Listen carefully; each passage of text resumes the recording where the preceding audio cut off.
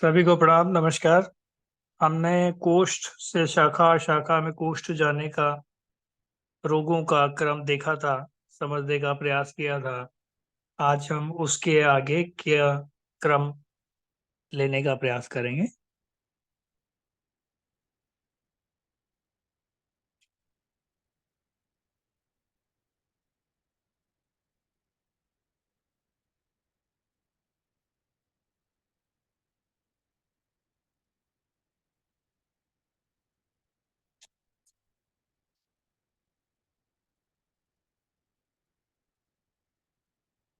लगता है गलत फाइल ओपन कर ली है।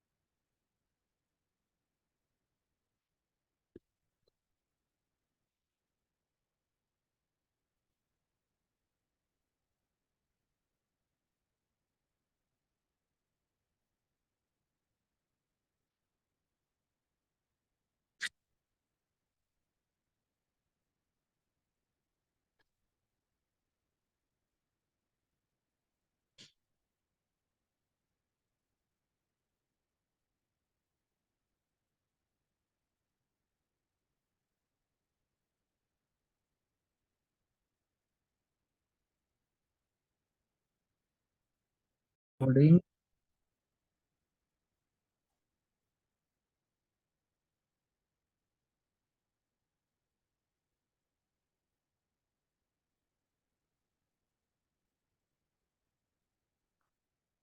सभी को प्रणाम नमस्कार।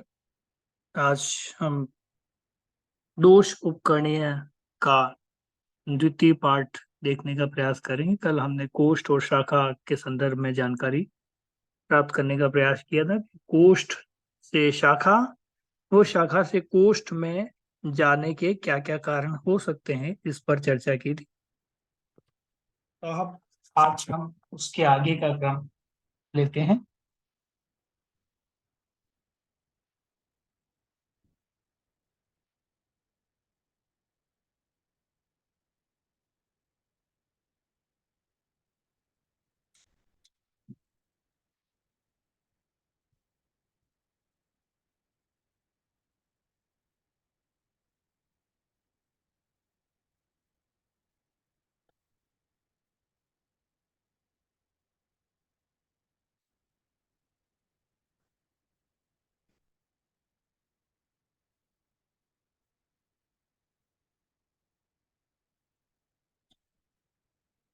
तो हमने देखा कि पहले दोष का संचय होता है, फिर प्रकोपित होता है, फिर रोग उत्पन्न होता है ना, यही क्रम देखते हैं।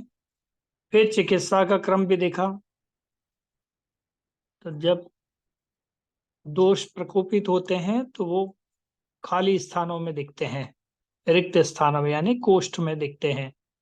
तो कोष्ठ से धीरे धीरे रोग शाखा में जाके परिवर्तित होने लगते हैं, और फिर शाखा से कोष्ठ में जाने के कारण, ये हमको जानना था, पिछली बार हमने इसको जानने का प्रयास किया।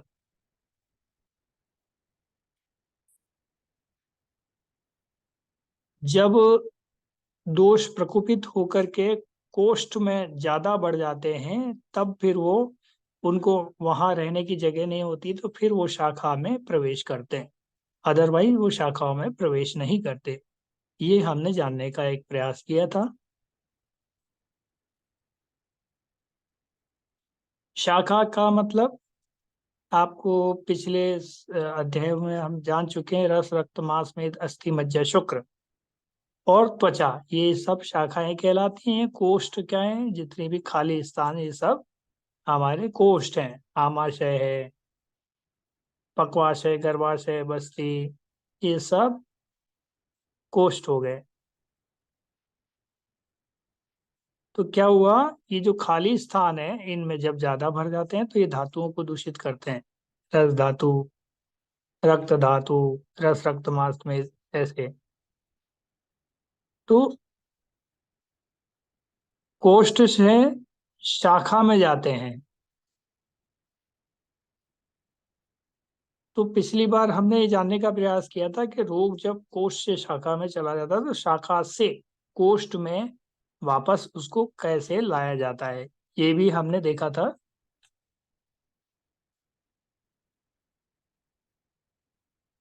हालांकि और इसका डिटेल जो है हमको कहाँ मिलेगा, पंचकर्मा में जब हम शुरू करेंगे तो उसमें जानने का प्रयास करेंगे।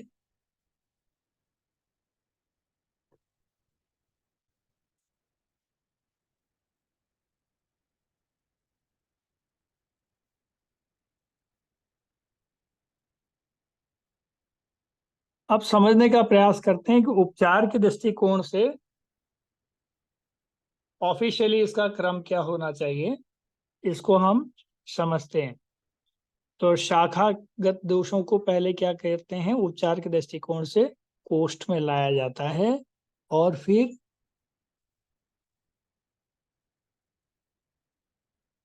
समीपीय मार्ग से उसको बाहर निकाल लिया जाता है। ठीक है।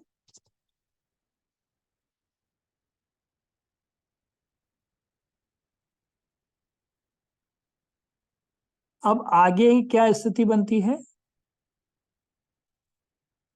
तो कोष्ठ में शाखा में जाने के कारण, कोष्ठ यानी खाली स्थान, खाली स्थान से शाखा में जाने का कारण क्या क्या हो सकते हैं, इस पे थोड़ा सा विचार करते हैं कि रोग इतने ज्यादा फैल क्यों जाते हैं, शाखा में कैसे चले जाते हैं।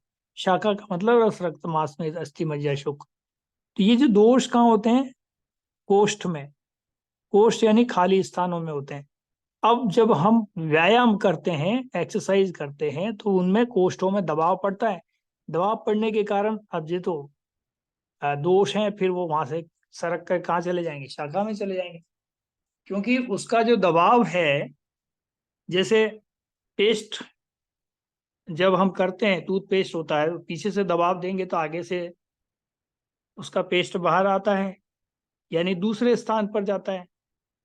तो वहां पर तो जगह है नहीं, खाली स्थान को प्रेस करेंगे यानी व्यायाम करेंगे, तो उसमें तनाव पैदा होगा, तनाव पैदा होगा तो वो क्या हुआ, शाखा में जाएगा।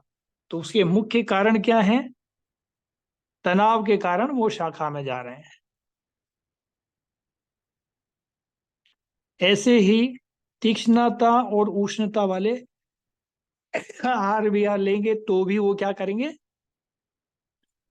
कोष्ठ से शाखा में चले जाएंगे। क्योंकि आपको पता है तीक्ष्णता क्या करता है, एकदम से छेदन भेदन करता है, और उष्णता गर्मी पैदा करता है। तो गर्मी पैदा करेगा तो उसका जो स्थान परिवर्तन जल्दी से होगा। तो तीक्ष्णता उष्णता वाले जो आहार विहार लेते हैं तो फिर वो क्या करते हैं, शाखा में चले जाते हैं। तो जैसे हमने खाना खाया था, तो ये आमाशय में कोष्ठ में जमा था खाना। अब खाना को पचाने के लिए कई लोग आदत बना लेते हैं शरीर में कि पाचक चूर्ण खा लेते हैं। अब ये पाचक चूर्ण क्या होते हैं, ये हमेशा तीक्ष्ण और उष्ण होते हैं। अब ये जरूरत से ज्यादा मात्रा में जब हम कोष्ठ में हमारे दोष इकट्ठे हो रहे हैं, और जब ऐसे चूर्ण का ज्यादा प्रयोग करेंगे तो फिर ये क्या होगा, कोष्ठ से शाखा में जाने लगेंगे दोष। बिल्कुल सही है। तो यहाँ जो दूसरा कारण क्या बताया है, तीक्ष्णता और उष्णता। और हम गलती से ये बार बार गलती दोहराते रहते हैं, बार बार दोहराते रहते हैं, फिर ये शाखा में चले जाते हैं, फिर रस में चले जाते हैं, रक्त में चले जाएंगे, फिर मांस में चले, ऐसे करके सारी धातुओं को खराब करते चले जाते हैं और बीमारियां बढ़ती चली जाती हैं। हम सोच रहे हैं कि हम ठीक हो रहे हैं, हमने ये दवाई खा ली, हमने वो दवाई खा ली।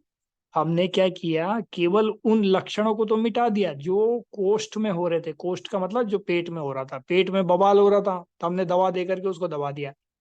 होना क्या था, हमने उसको बाहर निकालना था, उल्टी करके, बमन विरेचन करके, साफ सफाई कर देनी थी वहीं के वहीं। तो फिर ये शाखा में नहीं जाते। सही बात है ना। तो अब क्या करते हैं, हम गलतियां यही करते हैं। सबसे पहले जैसे उल्टी हो गई, डॉक्टर के पास चले जाते हैं, डॉक्टर साहब उल्टी आ रही, उल्टी आ रही, तो वो डॉक्टर भी उल्टा काम करते हैं, यानी उसको शाखा में भेजने का काम वाली दवाइयां दे देंगे आप। तो क्या करेंगे, रोग को दबाएंगे, रोग को निकाल के बाहर नहीं फेंकते हैं। तो कोई ऐसी दवा दे देंगे जिससे उल्टी दब जाती है, उल्टी अंदर रुक जाएगी। यानी उल्टी क्या थी, कोष्ठ के अंदर इकट्ठी गंदगी थी, उसको बाहर निकलना था। तो आ रही थी, प्रकृति तो चाहती है, अपना शरीर तो चाहता है इसको बाहर निकालें। लेकिन हम गए डॉक्टर के पास, डॉक्टर ने क्या किया, बोला कि ये गोली खा लो और इससे उल्टी बंद हो जाएगी। तो उल्टी बंद करने की दवा दे दी, दस्त बंद करने की दवा दे दी। एक आध दिन हम विचार करते कि हमारे शरीर में जो गंदगी इकट्ठा है वो प्रकृति दृष्टिकोण से बाहर निकल रही है, ये निकल जाए तो कितना अच्छा है। पर हमें सब्र तो है नहीं, हम व्यस्त ज्यादा हैं, तो हमने गोली खा ली, गोली खा के उसको रोक दिया, दबा दिया। तो ये जो रोग जो दब गया है अंदर, कहाँ जाएगा, ये खाने के अंदर, पेट में तो था, आमाशय में, यानी कहाँ था, कोष्ठ में था। अब ये जाएगा शाखा में। क्यों जाएगा, क्योंकि हमने उसको बाहर निकलने से मना कर दिया भाई। तो उसको तो गतिमान है, वो तो गति करना ही है, उसकी उसकी प्रकृति है गति करना।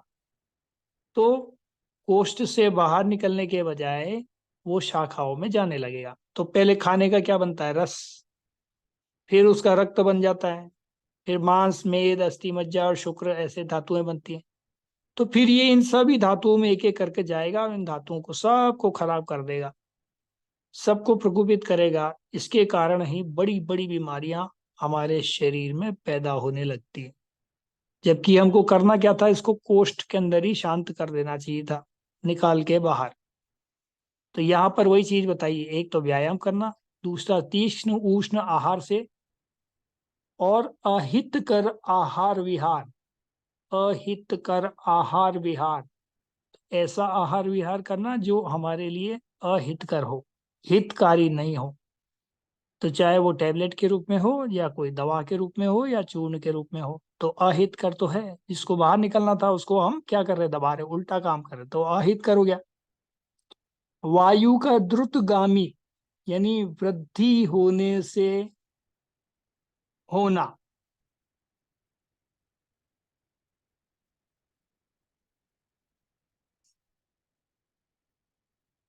तो अहित कर का मतलब जिनसे दोष दूषित हुआ था और वही आहार फिर से लिए जा रहे हैं। तो और होते होते बढ़ते बढ़ते और ज्यादा खराब कंडीशन पैदा हो जाएगा।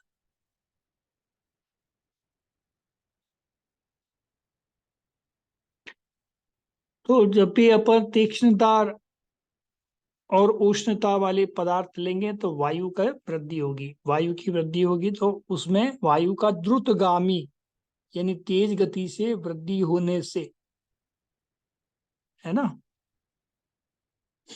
तो फिर वो रोग क्या करेंगे, दबाव पड़ेगा, दबाव पड़ेगा तो कोष्ठ से शाखा में चले जाएगा।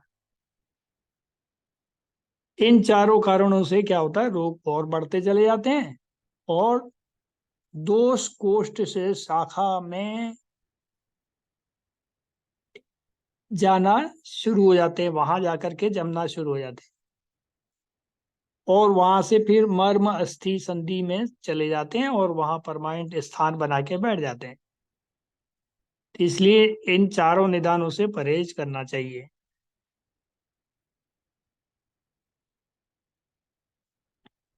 यदि आपको थोड़ा सा भी ये महसूस हो हमारा इंडाइजेशन हो गया खाने का, तो व्यायाम नहीं करना, उष्ण तीक्ष्ण आहार नहीं लेना है, शरीर को अपने से मौका देना है। अहितकर आहार विहार नहीं लेना, जो आप ले रहे थे आहार विहार उसको रोक दो, लंघन जिसको लंघन परम औषधि हम बोलते हैं। तो शरीर को मौका दो, अपने से वो खुद एडजस्टमेंट करेगा। और वायु का द्रुतगामी, ऐसा कोई काम नहीं करे इन चारों में से जिससे वो क्या है, हमारे शाखाओं में जाने लगे। तब वहां कोष्ठ से शाखा में जाने के ये मुख्य कारण होते हैं। तो ऐसे आहार विहार लेने चाहिए जिसका वायु का अनुलोमन हो, ठीक है, जिससे कोष्ठ से शाखा में रोग ना जाए, बढ़े ना।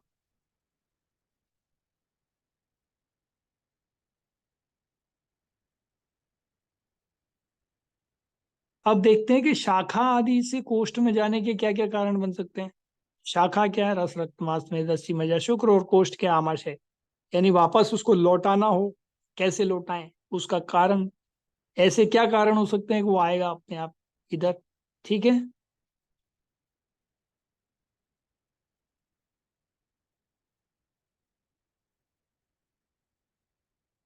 तो पहला आता है श्रोत मुख शुद्धि, दोषों की वृद्धि और अभिसंदन, विलयन होना, पाचन होना, और चौथा है वायु निग्रह, ठीक है। तो पहले है स्रोत मुख शुद्धि। तो पहले तो स्नेहन और स्वेदन करा रहे हैं, तो उसमें क्या कर रहे हैं, स्रोतों की शुद्धि कर रहे हैं। उसके मुख यानी जहां से वो स्रोत पैदा हो रहे हैं, उनके स्रोत मुख शुद्धि। तो मुख यानी उसका मुंह, वहां की शुद्धि करा दो, है ना, जहां से ये पैदा हो रहे हैं। तो ऑटोमेटिकली वापस से शाखा से कोष्ठ में आना स्वाभाविक है।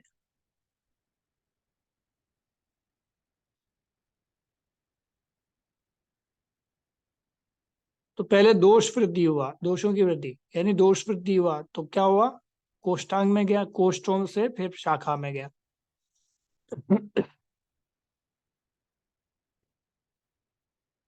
तो शाखाओं में भी इकट्ठा नहीं हो पा रहा है, और ज्यादा वृद्धि होती जा रही है। तो कोष्ठों में क्या होता है, रिक्त स्थान होता है, तो कोष्ठों में जगह जगह फैलना शुरू हो जाएगा। जहां कहीं भी रिक्त स्थान दिखेगा वहां पर ये जाएगा, ठीक है।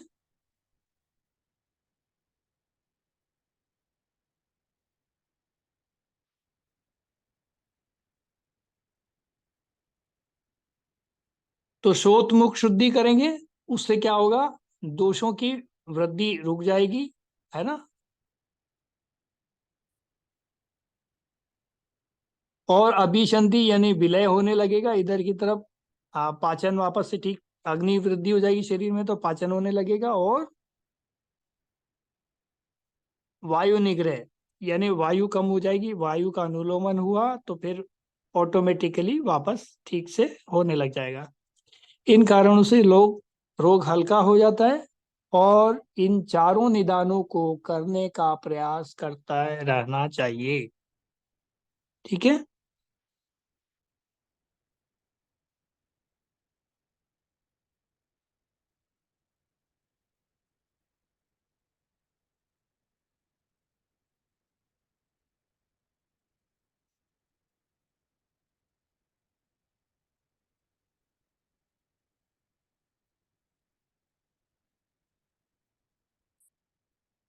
अब एक विशेष चीज है कि इसमें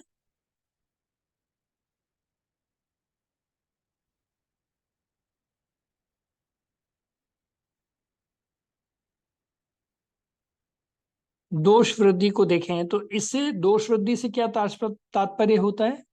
तो दोष वृद्धि इससे तात्पर्य दोष की उस मात्रा से है जब शाखा में दोष भर जाए, यानी शाखा पूरी हो जाए।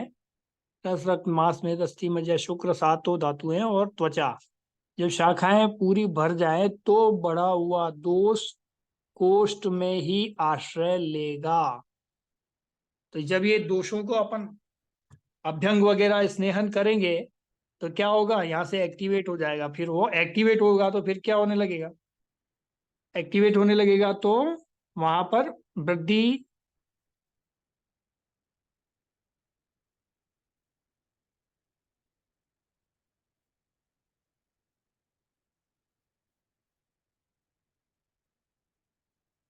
फिर से उड़ गया।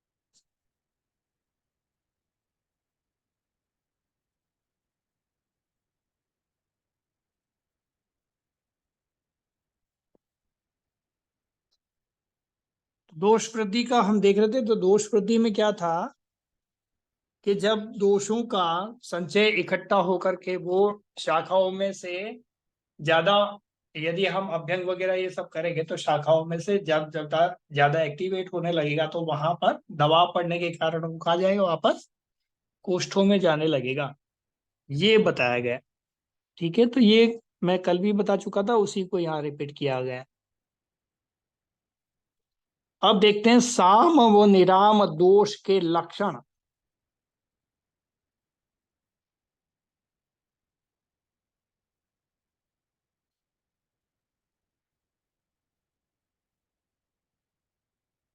अब साम का मतलब क्या होता है। साम सह प्लस आम।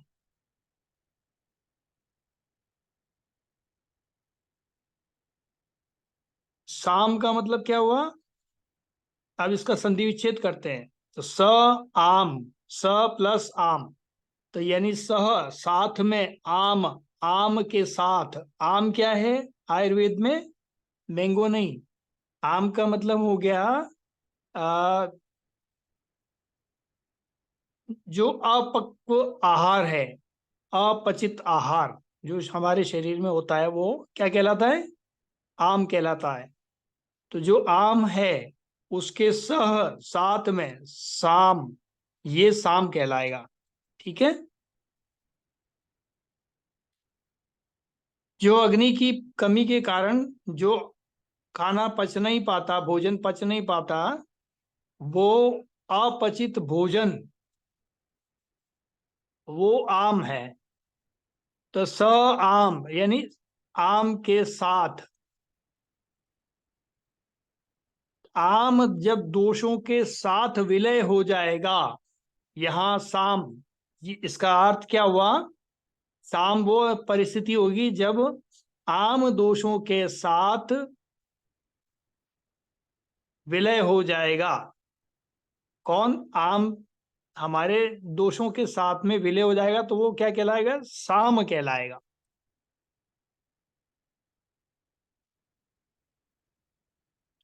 निराम दोष, तो निराम क्या है? जिसमें, निराम का मतलब उसमें आम है ही नहीं, तो निराम। तो साम का मतलब जिसमें आम जुड़ा हुआ है और दोषों के साथ, दोष जो प्रकोपित हुए हैं उसके साथ में अपचित भोजन भी जुड़ गया, तो ये कहलाएगा साम दोष। और निराम, इसमें आम है ही नहीं, निराम है ही नहीं। दोष तो हैं लेकिन आम नहीं है, यानी अपचित भोजन का जो सार यहां पर नहीं है, ऐसे मान के चलना है। राइट। तो साम और निराम समझ में आ गया आपको? तो निराम का मतलब सिर्फ सिंपल दोष है, उसमें आम वाला दोष मिक्स नहीं है, निराम।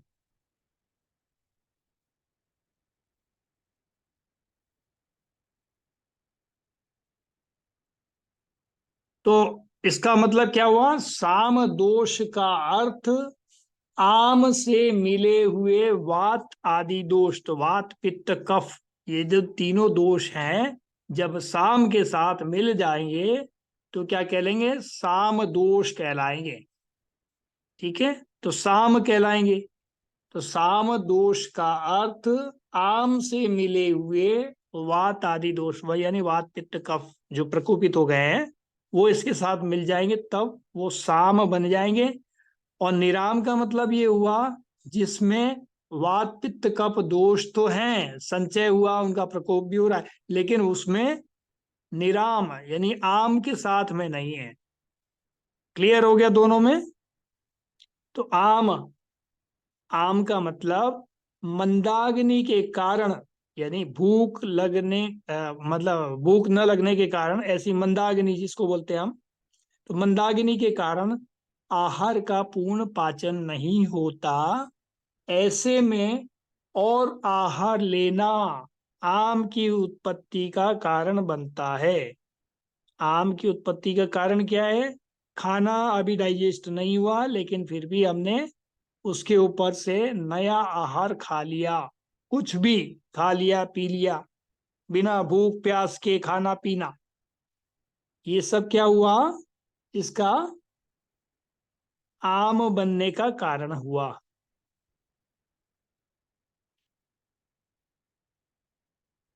आमाशयगत प्रथम रस के अपक्व आहार से बनता है आम, यानी अपक्व, अपचित भोजन के आहार के रस से बना जो रस बनता है आमाशय के अंदर, प्रथम रस के अपक्व आहार से बना आम रस कहलाता है। समझ में आ गया? यहां तक हो गया क्लियर?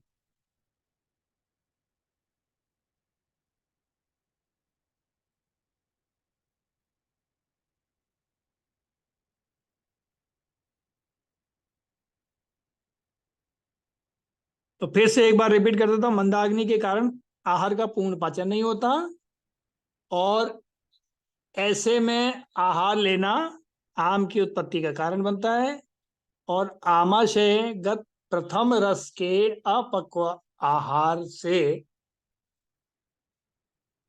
बनता है, जो वो आम कहलाता है। जो आमाशय में गया और वो पेट में पचा ही नहीं, उसका जो रस बनेगा, ये अपचित आहार जो है, ये ही आम कहलाता है। ये आम की परिभाषा दी गई।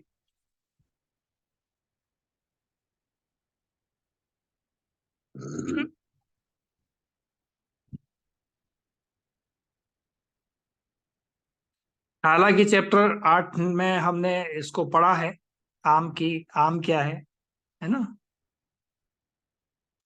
फिर भी आज हम चिकित्सा के संदर्भ में इसकी चर्चा कर रहे हैं। यानी आम बहुत इंपॉर्टेंस रखता है आयुर्वेद में, सारे दोषों में आम ज्यादा इंपॉर्टेंट है।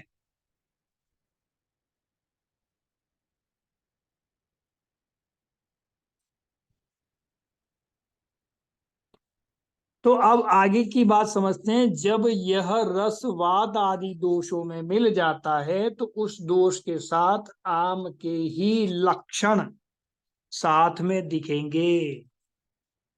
वात पित्त कफ दोषों में मिल जाएगा तो पहले क्या दिखेंगे? रस। उसमें लक्षण केवल आम के ही दिखेंगे।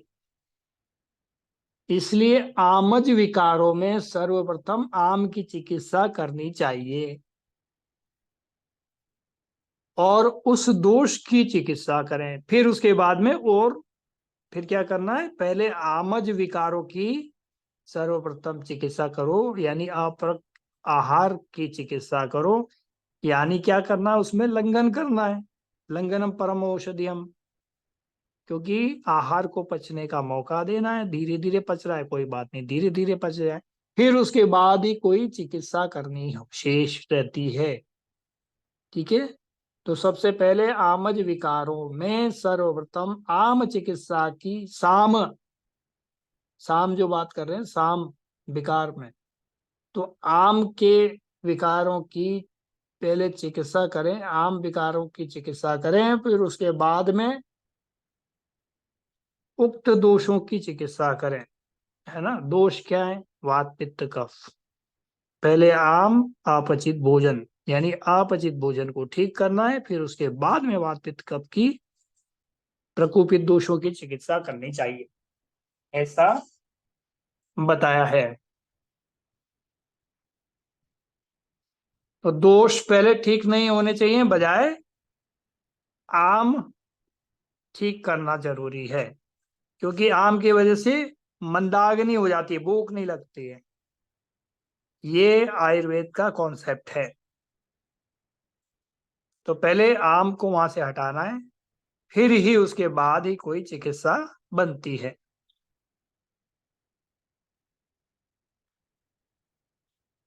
आम दोषों के लक्षण क्या हो गया? स्रोतस अवरोध। जितने भी आवागमन के छिद्र होते हैं, रोम छिद्र, ये वो छिद्र, जो भी जगह है उन सबको रोक देगा। और वात मल अवरोध, वात को रोक देगा तो मल का अवरोध हो जाएगा इनडाइजेशन होने के कारण। अपाक भोजन का ना पचना, तो जो पाचन का ना पचना, इसके मुख्य दोष के लक्षण दिखेंगे। दूसरा, चौथा लक्षण क्या दिखेगा? गौरव, आलस्य, बल हानि, ग्लानि और उरु में दिक्कत शुरू हो जाएगा। तो गौरव यानी गौरव वाली बात रखेगी नहीं शरीर के अंदर, है ना।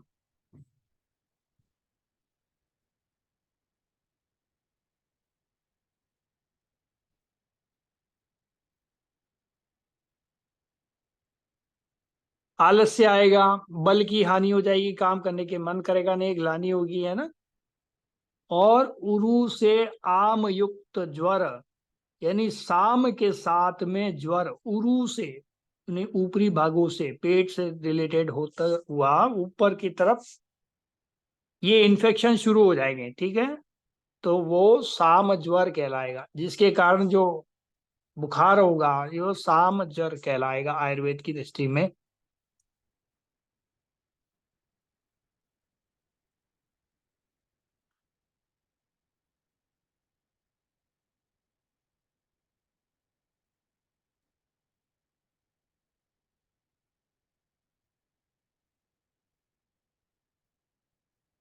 तो आम के साथ जब भी कोई ज्वर होगा, बुखार होगा, तो साम ज्वर कहलाएगा। और अतिसार या दस्त हो गया है तो क्या बोलेंगे? सामातिसार। सामातिसार। जैसे दस्त लग जाते हैं ना, कई बार बुखार भी आता है और आपको दस्त भी लगते हैं। तो अतिसार तो का मतलब दस्त हो गया, उसके साथ जुड़ गया साम, तो सामातिसार हो गया। तो इनडाइजेशन, अपचित भोजन जो है खाने में बाहर निकल रहा है, खाना पच नहीं रहा और वो सीधा बाहर निकलता जा रहा है, तो सामातिसार। इस तरह के रोग देखने मिलते हैं।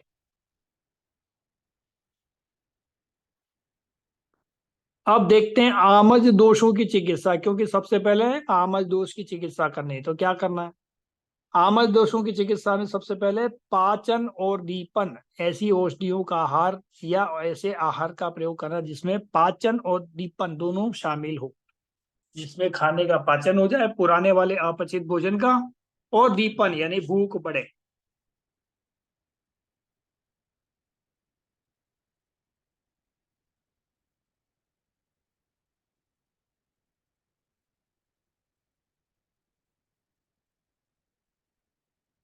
तो अग्नि को प्रज्वलित करें और आम को खत्म करे, ऐसी औषधि का प्रयोग पाचन दीपन कहलाएगा। ठीक है। ऐसे आहार विहार का सेवन करना जिससे अग्नि प्रज्वलित हो सके।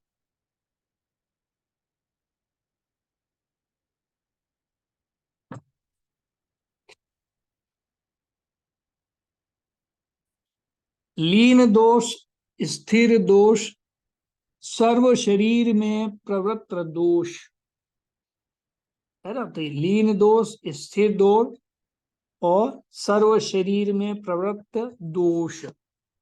अब इसको समझते हैं। तो आमज दीपज के आमज दोषों की चिकित्सा क्या है? पाचन दीपन करना और पाचन दीपन द्रव्यों से सिद्ध स्नेहन और स्वेदन कराना। स्नेहन स्वेदन आपको पता है।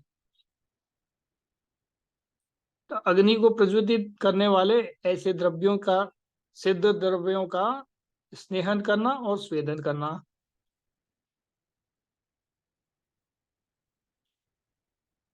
क्योंकि स्नेहन क्यों बोला है? स्नेहन क्या कर रहा है? वात का अनुलोमन करता है, तो वात को खत्म करता है। क्योंकि वात ही है जो इन दोषों का इधर उधर ट्रांसपोर्टेशन कर देंगे, इधर उधर ले जाके फिट कर देंगे, कहीं कभी कहाँ ले गए कभी कहाँ ले गए। तो वात को स्नेहन करके ठीक करना। और स्वेदन क्या है? जो स्वेदन इसलिए करना है यहाँ पे क्योंकि जो श्रोतस अवरुद्ध थे, ये ग्लैंड्स लॉक हो गया या स्रोत में, स्रोतों के मार्ग में जो बाधाएं थी वो गंद इकट्ठा होने के कारण, तो उसको ठीक करना।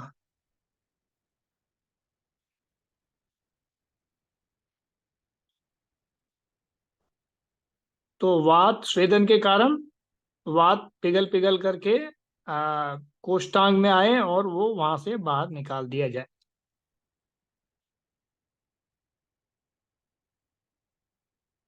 तो जब वो कोष्ठांग में आ जाएगा तो समीपस्थ मार्ग से शोधन। तो समीपस्थ मार्ग यानी आमाशय में आ गया है, तो क्या करो? वमन कर दो। और निचले अंगों में चला गया तो विरेचन कर दो। और पक्वाशय में चले जाएगा तो विरेचन करा दो। और वस्ती में चला गया तो वस्ती दे दो। है ना? ये समीपस्थ मार्ग शोधन।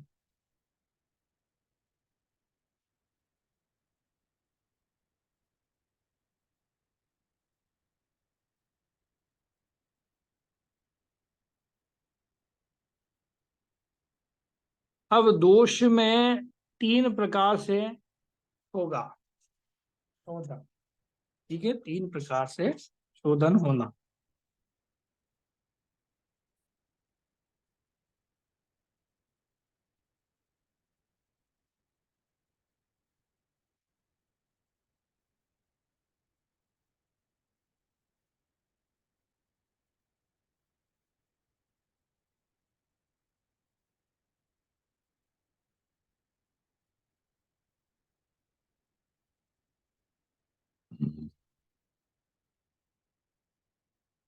इस फाइल में कुछ कम है तो मैं थोड़ा सा और इसको हटा के आपको डायरेक्टली मेरे लैपटॉप पे दिखाता हूँ इस चीज को।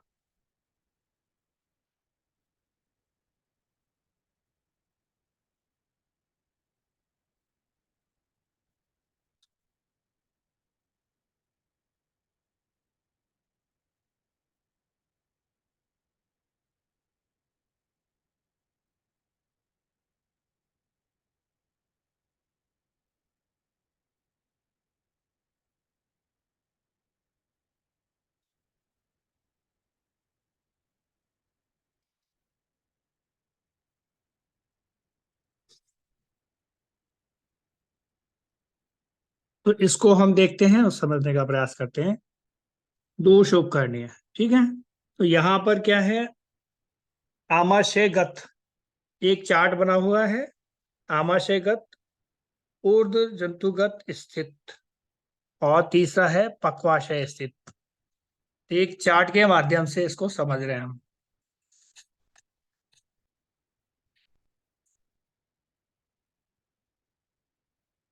तो ऊर्ध्व जंतु का मतलब गर्दन से ऊपर वाले, है ना, नासिका द्वारा, तो नस से करके उसको ठीक किया जाएगा। ये राउंड जो करता जा रहे हैं हम, देखते जाइए। अब इसको देखेंगे, ये वस्ती और विरेचन, ठीक है। तो ये हमने देखा पक्वाशय,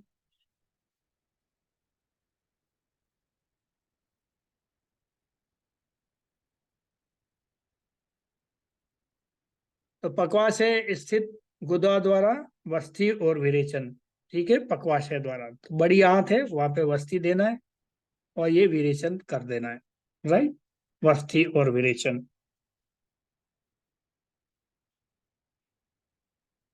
चलायमान दोष देखते हैं। तो इसमें ऊपर या नीचे प्रेरित हुए आम दोषों को रोकना नहीं चाहिए। क्या बोला गया है चलायमान दोषों में, जो एक जगह से दूसरे जगह पर जाते हैं, ऊपर या नीचे प्रेरित हुए आम दोषों को रोकना नहीं चाहिए। एक तो ये बात, थोड़े समय तक उपेक्षा करते रहें, यानी उनको अवॉइड कर सकते हैं, और पालन द्रव्यों से पकाएं और शोधन करें। पालन द्रव्य इस टाइप के द्रव्य जिनसे हम इसको तैयार करते हैं। और अभी और पूरा डिटेल, पालन दस यानी बिना आम के जो है।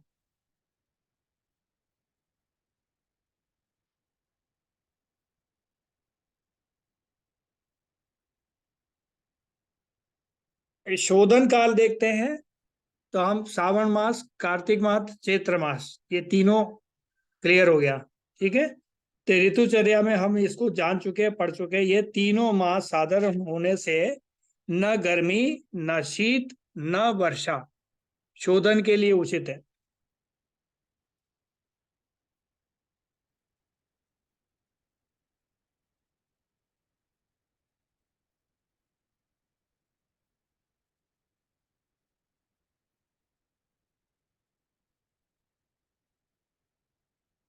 तो ये श्रावण मास के दृष्टिकोण से हमने देखा ये तीन जगह।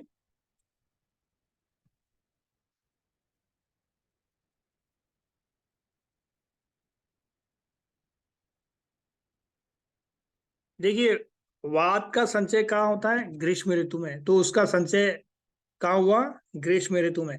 तो शोधन कहाँ होगा, वात का श्रावण मास में करेंगे, उसके आगे वाले। और पित्त का कार्तिक मास में करेंगे, वो पहले चार नाथ दे चुके हैं। तो इसका जो शोधन करेंगे हम उसके अगले वाले काल में करेंगे। तो वात का श्रावण महीने में करेंगे, सावन के महीने में। और पित्त का कार्तिक महीने में करेंगे शोधन, और कफ का चैत्र महीने में। तो अभी ये चैत्र का जो महीना आ रहा है हमारा, ये चैत्र का महीना, अभी जो नवरात्र हमारा शुरू होगा, तो यहां से हम क्या करेंगे, कफ का, यानी कफ से जुड़ी हुई है, जिनको वाइट पेचेस हैं, जिनको प्रॉब्लम्स है, मोटापा है, स्थूलता है, तो इस समय क्या करेंगे, कफ का शोधन करेंगे। तो ये कफ के शोधन के लिए कौन सा महीना अच्छा है, चैत्र का महीना सबसे सर्वश्रेष्ठ माना गया है। और श्रावण, सावन का महीना वात की शुद्धि के लिए, तो उसमें वस्ती देना है, ये सब क्रम जो है हम पिछले उसमें कर सकते थे। सावन का महीना आएगा अभी, इसके ऊपर गाने भी बने हुए हैं। सावन का महीना पवन करे शोर, जियर झूमे जैसे, जैसे वनमा नाचे मोर, है ना। तो ये बहुत गाने बड़े सोच समझ के बने हुए हैं, ऐसा नहीं कि वो किसी ने कुछ भी कर दिया। यानी हमारे यहाँ जो ऋतु काल है उनकी अपना सौंदर्य बोध अपने आप में एक विशेष स्थान रखता है। तो इनका सौंदर्य बोध के साथ साथ चिकित्सक बोध, चिकित्सा के दृष्टिकोण से बोध भी उसका उचित एक स्थान बना हुआ है। तो इन सब का हमें प्रयोग करते रहना चाहिए। ये यहाँ पर यही चीजें बनाई गई, बताई गई। ठीक है। तो ये सावन महीना में ग्रीष्म ऋतु में है, तो वर्षा में उसका शोधन हो जाएगा। ठीक है। और पित्त का कार्तिक में। और ये देखिए, पित्त का कहाँ पे होगा संचय, वर्षा ऋतु में। तो उसके अगली ऋतु कौन सी होगी, शरद। तो शरद ऋतु में क्या होगा, पित्त का शोधन करना चाहिए। और वर्षा ऋतु में वात का शोधन करना चाहिए। क्लियर हो गया यहाँ पे। और कब का शोधन कब करना है, चैत्र के महीने में करना चाहिए।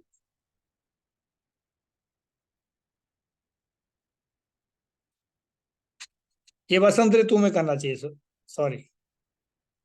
हाँ सॉरी, कब का तो वसंत ऋतु में नहीं, चैत्र महीने में होगा। ठीक है। तो ये तीनों मास साधारण होने से ना अधिक गर्मी, ना शीत, ना वर्षा, ये इसमें ना तो आधा ज्यादा गर्मी पड़ती है, ना ज्यादा सर्दी है, ना वर्षा है। तो इसलिए शोधन के लिए ये उचित महीने बताए गए हैं। समझ में आ गया। तो शोधन कब समय करना है, जब ज्यादा ना तो गर्मी हो, ना बरसात हो, और ना ही सर्दी हो। आप सर्दी में शोधन करने जाएंगे तो कप का शोधन बिल्कुल नहीं हो पाएगा। यही यहाँ चीज बताने का प्रयास किया है। तो जब भी आपके अपने क्षेत्र में ऐसा मौसम लगे, ना ज्यादा गर्मी हो, ना उसमें ठंड हो, और ना ही वर्षा हो, ऐसी परिस्थिति में आप कर सकते हैं। या फिर चैत्र के महीने में कफ का शोधन करें, पित्त का शोधन कार्तिक महीने में करें, या फिर वात का शोधन सावन मास में करें। ऐसे करके सारा पूरा वृत्तांत महर्षि ने इसके ऊपर पूरा चित्रण करके बता दिया गया। ठीक है। तो इसको हमने समझना है। और अब देखते हैं औषध सेवन काल।